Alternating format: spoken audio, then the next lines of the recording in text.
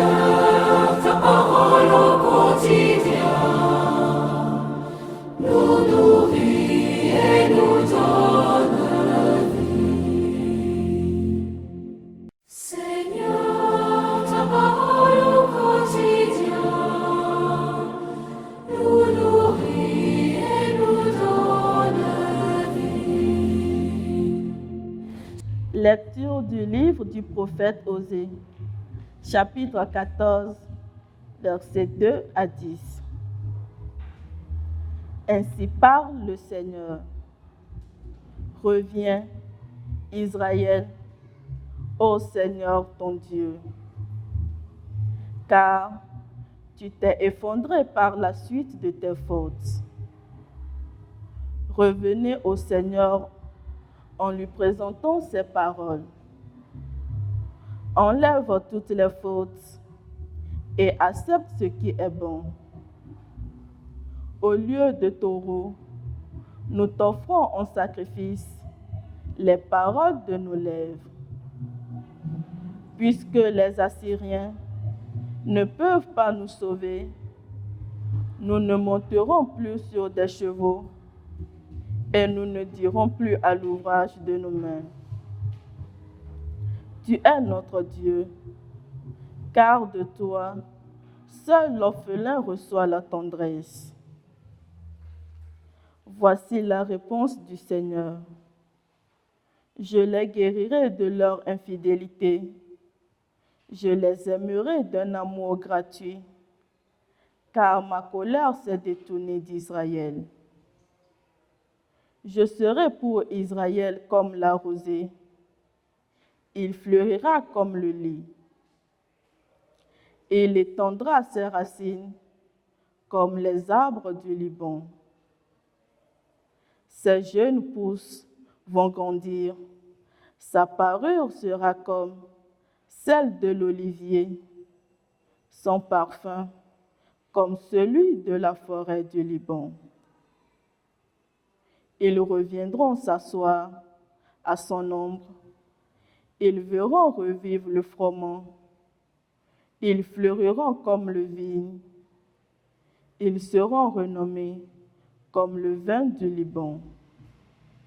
Éphraïm, peux-tu confondre avec les idoles? C'est moi qui te réponds et qui te regarde. Je suis comme le cyprès toujours vert. C'est moi qui te donne ton fruit. Qui donc est assez sage pour comprendre ces choses, assez pénétrant pour les saisir? Oui, les chemins du Seigneur sont droits. Les justes y avancent, mais les pécheurs y trébuchent. Parole du Seigneur, nous rendons grâce à Dieu. Nous nourrit et nous donne vie. C'est moi, le Seigneur ton Dieu, écoute ma voix. C'est moi, le Seigneur ton Dieu, écoute ma voix. J'entends des mots qui m'étaient inconnus. J'ai ôté le poids qui chargeait ses épaules. Ses mains ont déposé le fardeau. Quand tu criais sous l'oppression, je t'ai sauvé. C'est moi, le Seigneur ton Dieu, écoute ma voix. Je répondais, caché dans l'orage, je t'éprouvais près des eaux de Mériba.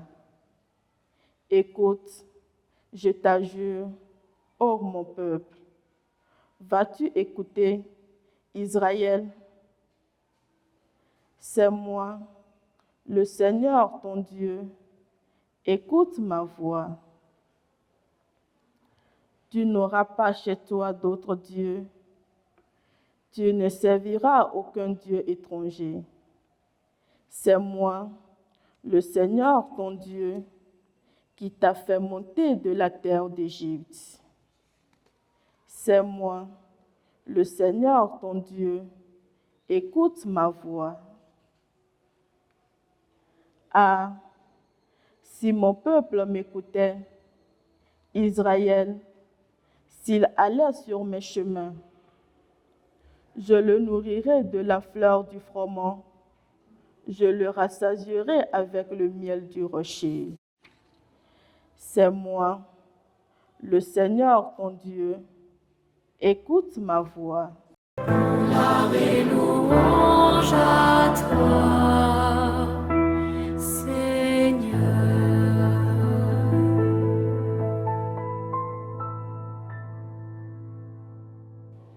Convertissez-vous, dit le Seigneur, car le royaume des cieux est tout proche.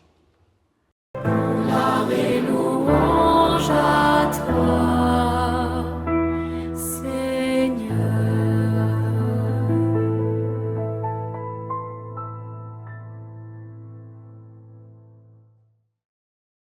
Le Seigneur soit avec vous. Évangile de Jésus-Christ selon saint Marc. En ce temps-là, un scribe s'avança vers Jésus pour lui demander « Quel est le premier de tous les commandements ?» Jésus lui fit cette réponse « Voici le premier. Écoute Israël, le Seigneur notre Dieu est l'unique Seigneur. Tu aimeras le Seigneur ton Dieu de tout ton cœur, de toute ton âme et de tout ton esprit et de toute ta force. Et voici le second. Tu aimeras ton prochain comme toi-même. Il n'y a pas de commandement plus grand que ceux-là. » Le scribe reprit. Fort bien, maître, tu as dit vrai. Dieu est l'unique, il n'y en a pas d'autre que lui. L'aimer de tout son cœur, de toute son intelligence, de toute sa force, et aimer son prochain comme soi-même, vaut mieux que toute offrande d'holocauste et de sacrifice. Jésus, voyant qu'il avait fait une remarque judicieuse, lui dit « Tu n'es pas loin du royaume de Dieu. » Et personne n'osait plus l'interroger. Acclamons la parole de Dieu. Gloire et louange à toi, Seigneur.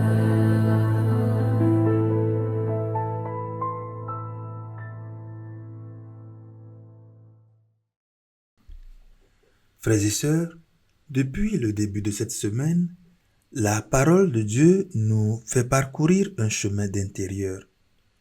Nous avons appris à reconnaître l'action de Dieu avec humilité, à recevoir sa miséricorde, à écouter sa parole, à ne pas endurcir notre cœur.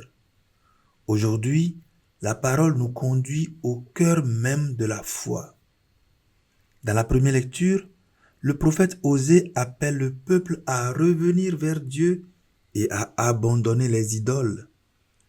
Les idoles ne sont pas seulement des statues, ce sont toutes les sécurités auxquelles nous nous attachons et que nous mettons à la place de Dieu. Dans l'Évangile, un scribe demande à Jésus quel est le premier de tous les commandements. Et Jésus répond par ces paroles qui résument toute la foi. Tu aimeras le Seigneur ton Dieu de tout ton cœur et tu aimeras ton prochain comme toi-même. Toute la loi, toute la foi, toute la vie chrétienne se résume finalement dans cet amour. Le carême nous invite donc à revenir à l'essentiel, remettre Dieu à la première place dans notre cœur et laisser cet amour se traduire dans notre manière de vivre avec les autres.